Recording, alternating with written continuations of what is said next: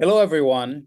I'm Jeff Halper from the Israeli Committee Against House Demolitions, here for my June update in terms of what is happening in Palestine, Israel, the region, and obviously the war in Gaza, or the assault on Gaza, or the genocide in Gaza is really utmost on our minds.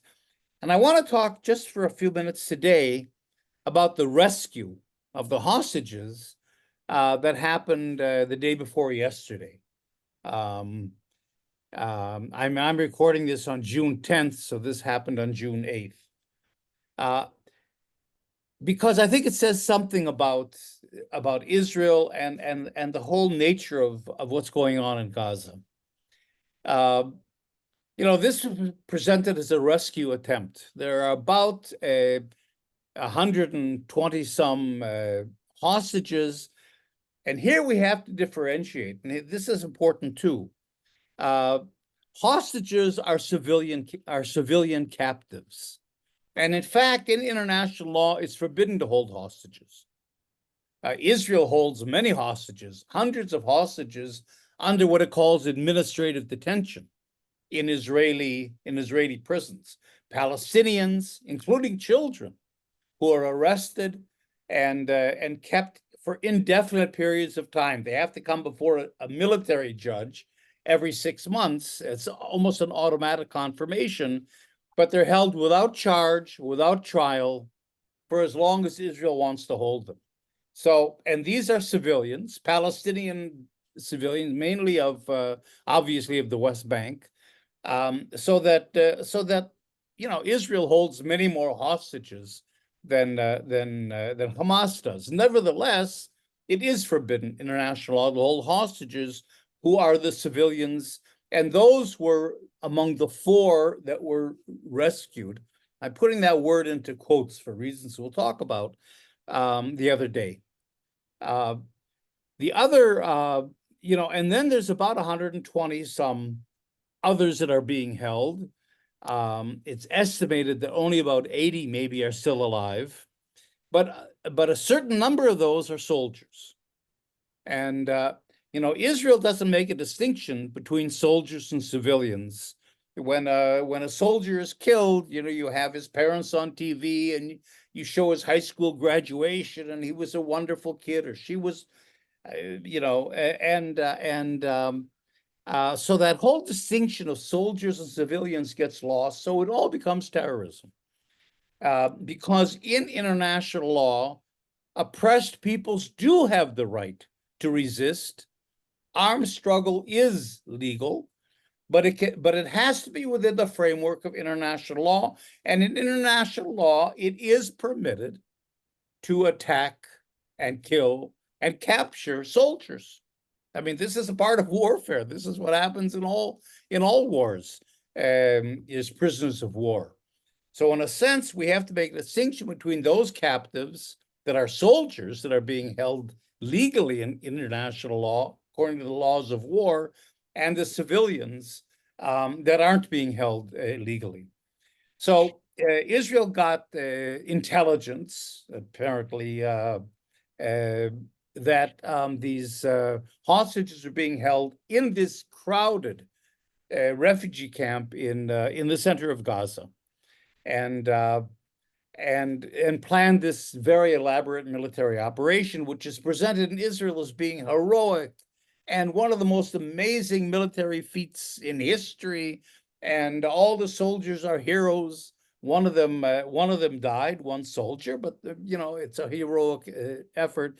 And of course, the hostages are back and everybody's happy and so on. They're singing in the streets. In fact, as we know now,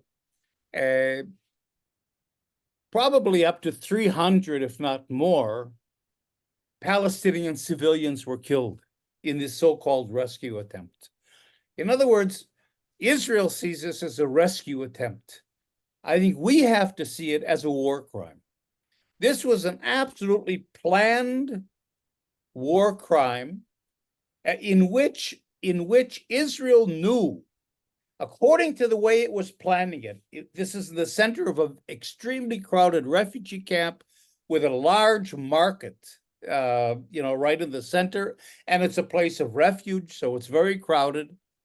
And they decided to do it in the middle of the day because they knew that Hamas would be less expecting a military operation in the middle of the day. So they knew that it would be crowded, and they knew that there would be massive civilian casualties. So, in other words, you cannot justify a rescue attempt of 4,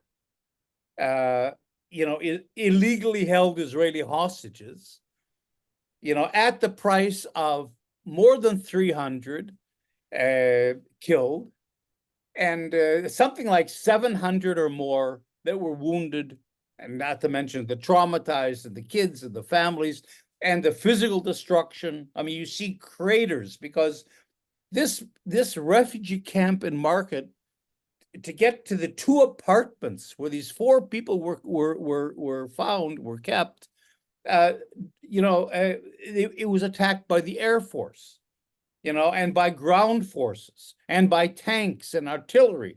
I mean, it's massive destruction in a civilian area. This is not in any way a military area. Now, of course, Israel's always arguing it. Well, Hamas is embedding itself in the civilian population. We have to remember, which is not a good thing, but we have to remember, that Israel has created conditions in which the Palestinians have to resist. Had the Palestinians been the Viet Cong, and they had a whole country, and that country had mountains, and it had jungles, and it had all kinds of areas where you could do guerrilla warfare, and you could separate yourself from the population, that would be one thing. But Israel can't take refugees. Don't forget, 80% of the population of Gaza are refugees from inside Israel. So take a population of this little place of Gaza. It's 35 miles long. That's all, and just a couple miles wide. Take this little tiny area with an original population, a population now of about 2 million more refugees, crowding them all into this area, besieging them for 16 years, and not expecting them to resist. They have to resist. That's built in. Well, Gaza is not a place that where you can separate yourself from the civilian population. And in a sense, it goes almost back to Mao's idea, that the guerrilla has to be like a fish in water. The question isn't really separating yourself from a civilian population, which is impossible. And if we try to apply that rule strictly, it would mean that Palestinians have no right to resist. They can't resist. And they simply have to live under siege with no water, with Israel providing basic foods because the people can't feed themselves, no access to the sea, even to fish, forever. They have to doom their children forever to this kind of a condition or resist. So if they resist, it has to be from within a civilian population. There's no choice. The question then is, are they supported by the civilian population or not? And all the indications are, look, I can't speak for Palestinians, and certainly I can't speak for people in Gaza. But the indications are by the polls a really kind of a mixed feeling on the parts of Palestinians. The further you get from Gaza, the broader the support is for the Hamas action. On the West Bank, 75% of the Palestinians support the Hamas, which they see as resistance, of course.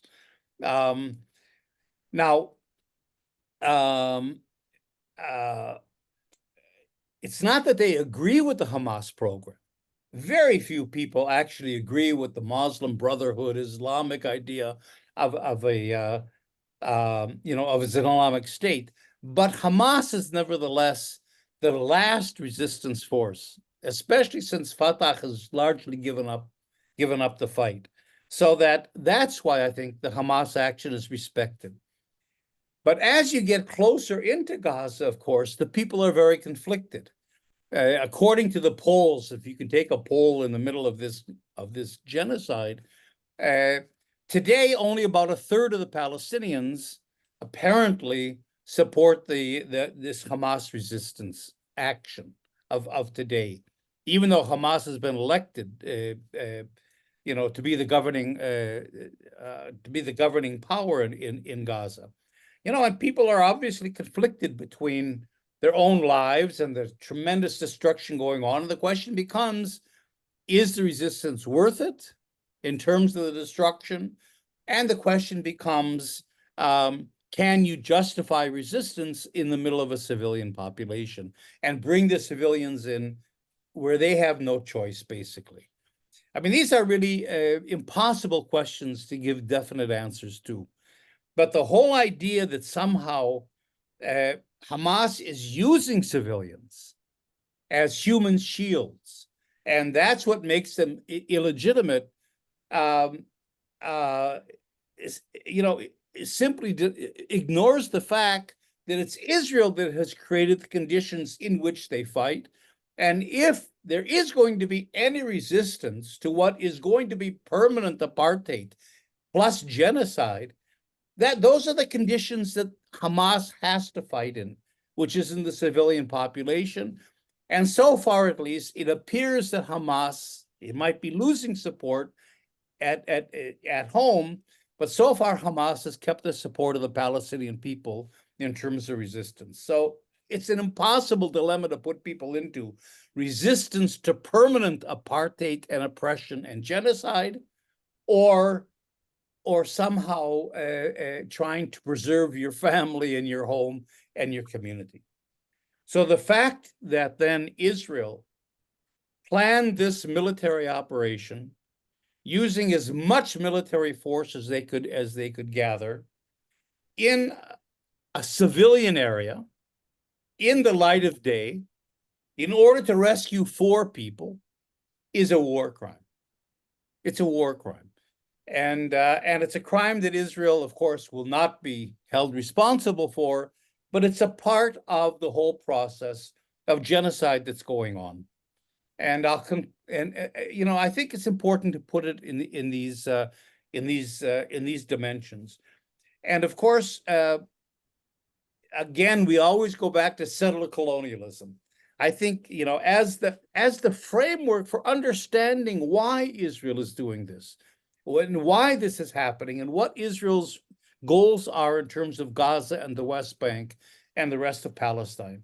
And settler colonialism sounds academic, and people don't like it because now it's become so commonly used as a word that it's lost its meaning. It's become flattened, and people say, well, it's a euphemism, or it's a mantra, or it's become a slogan, and that's unfortunate because, in fact, it really does mean something. And the only point I'm going to make about settler colonialism right now, to relate to what I've been talking about, is that genocide is built into settler colonialism. In other words, it isn't that Zionism itself is evil, but when Zionism adopted settler colonialism as its mode of settling and taking over Palestine, transforming Palestine from an Arab country into a Jewish country by displacing its people and taking their land, it trapped itself into a genocidal kind of a campaign. There's no other way of taking over someone's country and getting rid of them, eliminating them, and replacing them with yourself without genocide. And the people can't agree to that, and that goes back to our resistance thing. The resistance is built into settler colonialism, indigenous resistance, because how can indigenous population not only agree to be displaced, to lose their country, to lose their heritage, but actually to be physically eliminated through genocide, both cultural genocide, but also, as we see in Gaza, physical genocide. So this is the problem. The war crime committed the other day in this rescue operation feeds into the genocidal process. And the fact that Israel was willing to sacrifice more than 1,000 Palestinians for the sake of rescuing 4 Israelis, really gets to the crux of settler colonialism, the genocide that's built into it, and how Israel is able to carry this out without any disregard whatsoever for the people. Because in settler colonialism, you can't, the indigenous population plays no role. This is unilateral. We are taking over the country, and we make up a whole narrative of why we're entitled to the country, and the indigenous people have no role to play whatsoever. They don't count. And add to that then their criminalization, because what Israel has done, with the help of the United States and Europe, is to criminalize Palestinian resistance. It's terrorism, right? So you put those things together, the dehumanization of the indigenous population in general, that makes you able to see yourself as moral, but still eliminate them as you take over the country, plus the criminalization of their resistance.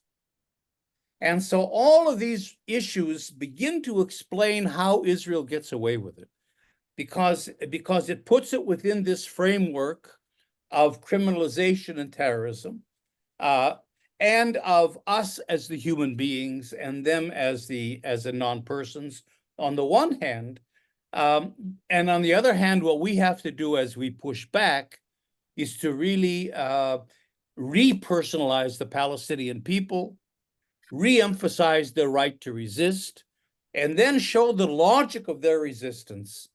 And in order to show that rescues are in fact war crimes. And I think that's my basic message. This is the reframing that has to happen. A rescue means that we're buying into this entire settler colonial genocidal kind of a framework of looking at things. If we're able to see this as a war crime, then I think we're beginning to understand what's happening. I'll leave it at that for today, and we'll talk more next month. Be well, everyone.